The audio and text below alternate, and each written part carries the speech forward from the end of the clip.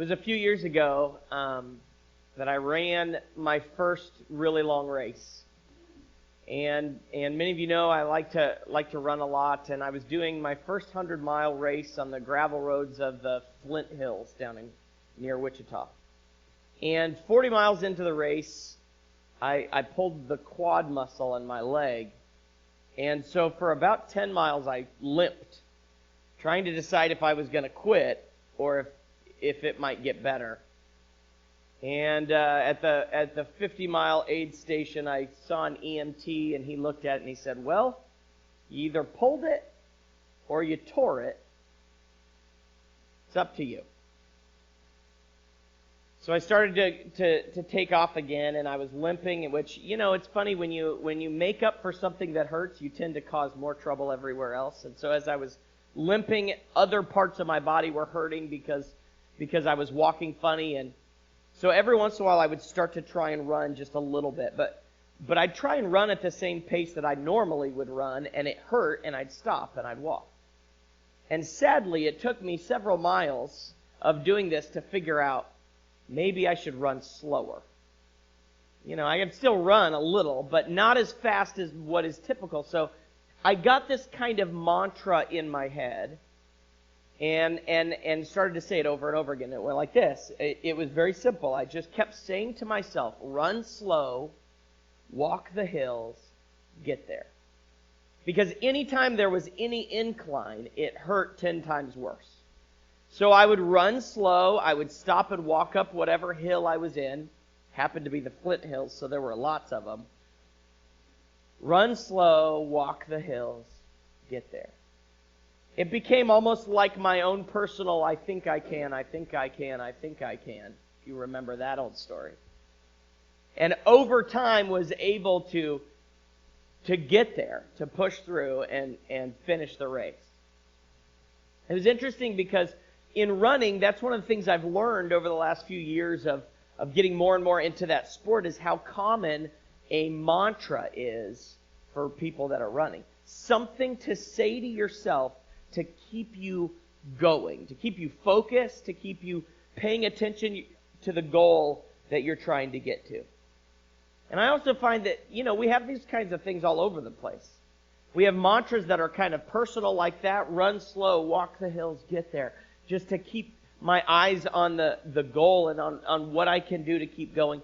We also have similar things in groups. We often call them pledges. Where if you're involved in a group, there are these things that when you get together, sometimes you say this thing that kind of centers yourself around the purpose of that group. So like, for instance, if anybody was a Boy Scout, there's a pledge, right? And now, I was a Cub Scout for like 20 minutes. It wasn't very long. But I remember holding up your fingers and saying the Boy Scout pledge. Does anybody know it? How's it go? Do you remember it?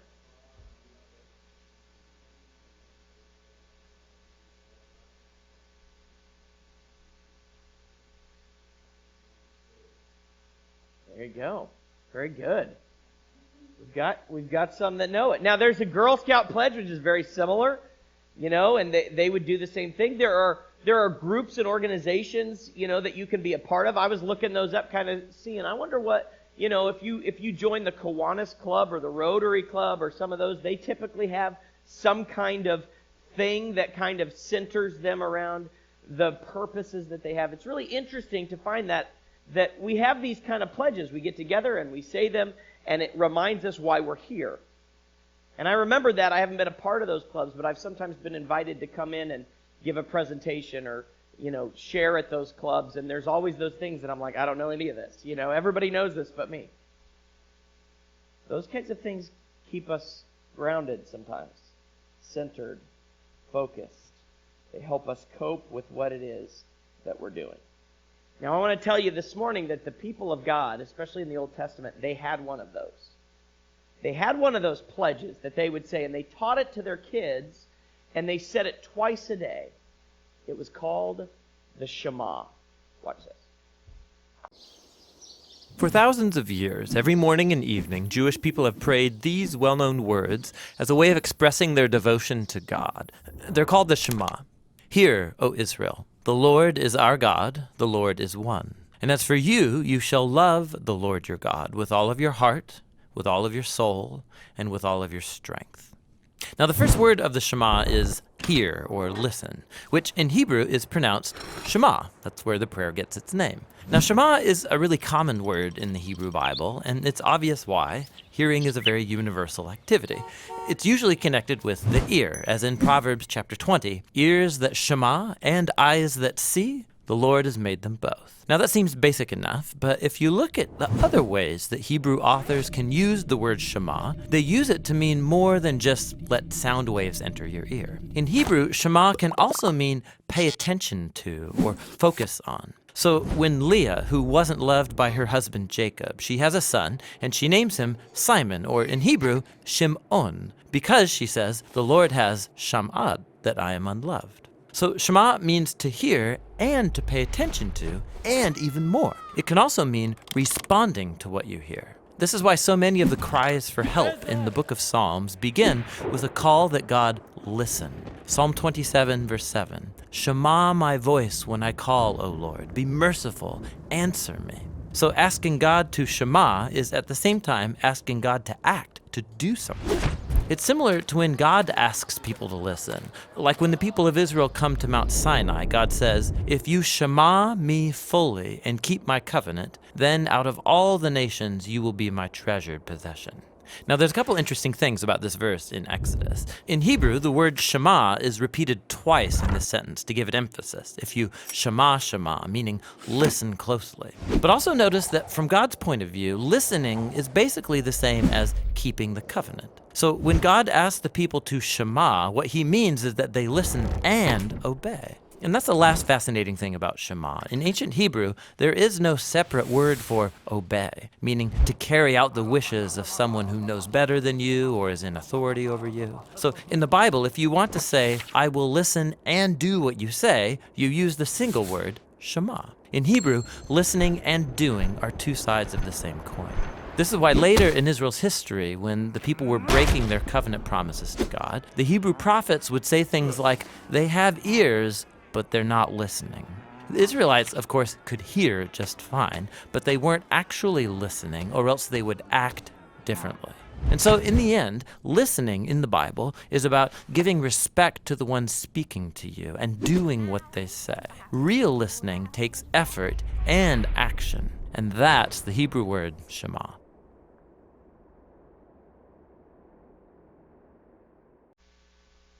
We're starting today a series for the next few weeks going through the Shema, this pledge that the people of God would say twice a day. Hear, O Israel, the Lord our God, the Lord is one. You shall love the Lord your God with all your heart, with all your soul, and with all your strength. They said it every day. And what we're going to do is we're going to look at those words, because sometimes words, the way we translate them and the way that we understand them, the way that we perceive them, is different than the way that they were intended. And so it helps us to kind of understand a little bit better what it is that we're saying when we say these things. What's it mean to hear, O Israel, the Lord our God, the Lord is one? What's it mean to love God? Certainly what's it mean to love him with all my heart, with all my soul, with all my strength? So over the next few weeks, we're going to be doing that.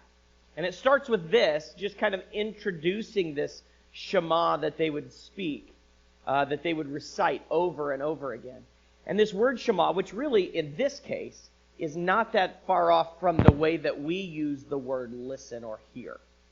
So they gave us some ideas of how that works. You know, when the word Shema is used, it can mean, just like we might say, I heard something. It means sound was going into my ears, right? So there are things that I just hear because I have the ability to hear, because I have that sense. And so that would be one of the ways we would use our English word of hearing. But there's more to it, because we know that there are other things that are expected when we use the word listen, like paying attention. Parents or teachers know this very well because we say to our kids, listen to me, right? When we know that we need to get their attention so they're actually going to hear us. Because I can say something 100 times in my house. It doesn't mean that it's been heard. Is that your experience as well? It certainly is at my house. Now, it might have been heard audibly, but it doesn't make its way to the brain somehow.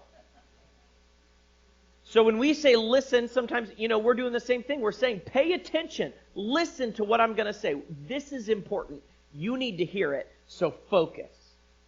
And when we talk about listening, a lot of times, if you have ever learned about active listening, we talk about how we listen is more than just whether or not we hear something.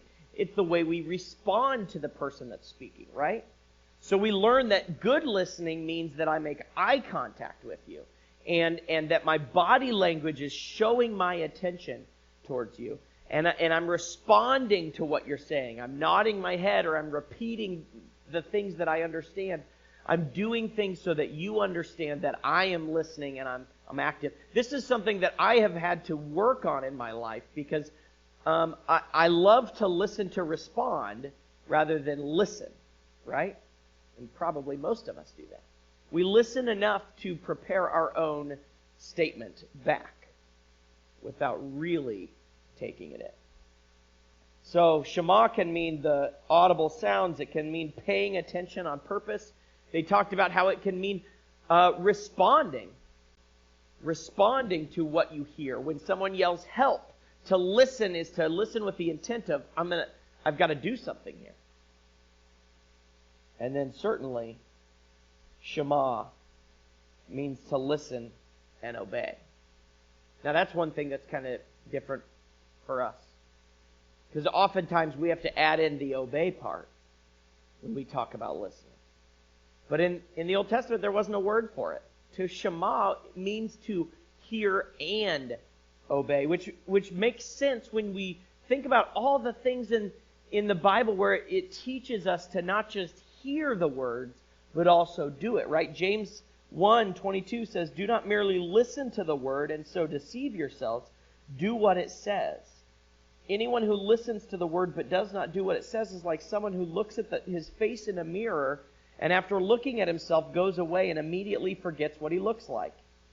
But whoever looks intently into the perfect law that gives freedom and continues in it, not forgetting what they've heard but doing it, they will be blessed in what they do. Shema can mean you are called to listen and obey. So every morning and every night. Listen, O Israel. Hear, O Israel. The Lord our God, the Lord is one. You should love him with all your heart, with all your soul, and with all your strength. This is what it says, the rest of that. Deuteronomy 6, 4-9 says this. Hear, O Israel, the Lord our God, the Lord is one. Love the Lord your God with all your heart and with all your soul and with all your strength. These commandments that I give you today are to be on your hearts.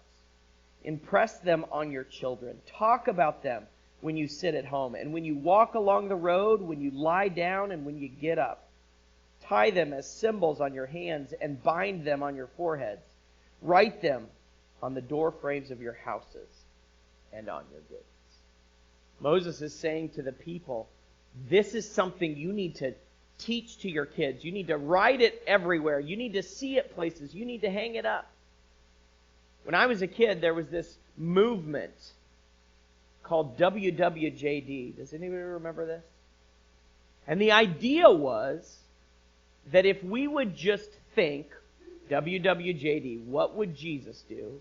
In various aspects, various places in our life, it would change the way that we interact with the world. And so when I was a kid, it was very popular. You could buy these WWJD bracelets. It was before these silicone bracelets that we have now. But they were these, little bracelets that would tie around your wrist. It said WWJD. And the idea was I would see that and remember, what would Jesus do? And it was a big deal. It was everywhere, right? But it was a great intention. It was that same idea as what it says in Deuteronomy about the Shema. Write it everywhere. Put it on your wrist. Put a wristband on that reminds you who you are and what you are called to do. Because you need to know. Don't just hear and forget, in one ear and out the other. Make this integral to your life. And he goes on to explain why, thankfully. Why is this so important to them? Verse 10. When the Lord your God brings you into the land he swore to your fathers, to Abraham, Isaac, and Jacob, to give you a land with large, flourishing cities you did not build, houses filled with all kinds of good things you did not provide, wells you didn't dig, and vineyards and olive groves you did not plant, then when you eat and are satisfied, be careful that you do not forget the Lord, who brought you out of Egypt, out of the land of slavery. You need to write this on, you need to recite this, you need to put it everywhere, you need to hang it up, because remember, at this moment in Deuteronomy, Moses is speaking to the people. They've been wandering in the desert for 40 years, and God is going to take them into the promised land. Unfortunately, not all of them. Many of them will not make it, including Moses. But the idea is that you're going to go into this place that God is providing for you, and I need to prepare you for the fact that if you aren't careful, you're going to forget your God. So hear, O Israel, the Lord your God, the Lord is one. Love the Lord your God with all your heart, with all your soul, and with all your strength. When you go into this and you start, you're no longer eating manna and walking around the desert all the time, and we're actually in a place where we can flourish and grow and things are good. What happens when things are good? We stop paying attention to who provided the good, right? When things are bad, we turn to God and we're like, God, I need your help. I don't know what to do. It's terrible. When things are good, I'm like, I'm pretty good. And I forget. So you don't forget, recite, remember, write down, hang up the Shema. He goes on to say, fear the Lord your God, serve him only, and take your oaths in his name. Do not follow other gods, the God of the peoples around you. For the Lord your God, who is among you, is a jealous God, and his anger will burn against you, and he will destroy you from the face of the land. Do not put the Lord your God to the test as you did at Massah. Be sure to keep the commandments of the Lord your God and the stipulations and decrees he has given you. Do what is right and good in the Lord's sight, so that it may go well with you, and you may go in and take over the good land the Lord has promised an oath to your ancestors, thrusting out all of your enemies before you, as the Lord said. And then in the future, when your son asks you, what's the meaning of the stipulations and decrees and laws the Lord our God has commanded you? Then tell him, we were slaves of Pharaoh in Egypt, but the Lord brought us out of Egypt with a mighty hand. Before our eyes the Lord sent signs and wonders, great and terrible, on Egypt and Pharaoh and his whole household. But he brought us out from there to bring us in and give us the land he promised an oath to our ancestors. The Lord commanded us to obey all these decrees and to fear the Lord our God, so that we might always prosper and be kept alive, as is the case today. And if we're careful to obey all this law before the Lord our God as he has commanded us, that will be our righteousness. Remember who has gotten you here. And especially because they need to pass down this faith, this covenant with God to the next generation, to be able to say to their sons and their daughters, this is why we follow the law of God. This is why we pay attention to God. This is why we recite the Shema. Because he has done this for us. And he is continuing to sustain us. And we know that had a purpose, right? God's purpose for the Jews, God's purpose for his people was so that he could save the nations through them. He's doing something in them. Through them, he sent Jesus to save the world. Now, I want to take this a step further. Because the Shema in Deuteronomy is the beginning of another thing we see in the New Testament from Jesus himself. Dr. Scott McKnight, who's a professor at Northern Seminary. He was the speaker at our annual gathering this past year here in our region. And one of my favorite authors and New Testament scholars, he's written a book called The Jesus Creed. And what he figured out was that we need to continue with this practice of recitation, reciting the things that we need to remember God. So the Shema in the Old Testament was what they would recite over and over again. He said, I found the church's Shema, and actually it includes the Shema anyway. And he pulls it from Mark. We read it earlier in Matthew, but I want to read it from Mark as well. Mark 12:28. So one of the teachers of the law came and heard them debating. Noticing that Jesus had given them a good answer, he asked him, of all the commandments, which is the most important? The most important one, answered Jesus, is this. Hear, O Israel, the Lord our God, the Lord is one. Sound familiar? Anybody? Love the Lord your God with all your heart and with all your soul and with all your mind and with all of your strength. The second is this. Love your neighbor as yourself. There is no greater commandment than these. Well said, teacher, the man replied. You are right in saying that God is one, and there is no other but him. To love him with all your heart, with all your understanding, with all your strength, and to love your neighbor as yourself is more important than all burnt offerings and sacrifices. When Jesus saw that he had answered wisely, he said to him, you are not far from the kingdom of God. And from then on, no one dared ask him any more questions. So what Jesus did as a Jewish man who grew up reciting the Shema probably twice a day, learned from his parents and did it every day. Hear, O Israel, the Lord our God, the Lord is one. Love the Lord your God with all your heart, with all your soul, with all your strength. He said it all the time. And so when he was asked, what's the greatest commandment? He doesn't go back to the 10 Commandments. He doesn't go back to some other Levitical law. He recites the Shema. But then when the guy asked him for one, he gave him a bonus one after that, right? And the second is this, and this comes out of Leviticus 19:18. Jesus, again, is not just coming up with this on the fly. This is something that he's learned and that he's known. Leviticus 19:18 says, do not seek revenge or bear a grudge against anyone among your people, but love your neighbor as yourself. I am the Lord. Jesus said the second commandment is like it. Love your neighbor as yourself. Scott McKnight in his book says he decided that this was the Shema for the church. And he calls it the Jesus Creed. Hear, O Israel, the Lord our God, the Lord is one. Love the Lord your God with all your heart, with all your soul, with all your mind, with all your strength, and love your neighbor as yourself. He said, I made a commitment that every morning when my feet touch the ground, I'm going to recite the Jesus Creed. And every night when I pick my feet up off the ground and I lay down in my bed, I'm going to do it again. I'm going to recite the Jesus Creed. He said, here's the one that caused me trouble.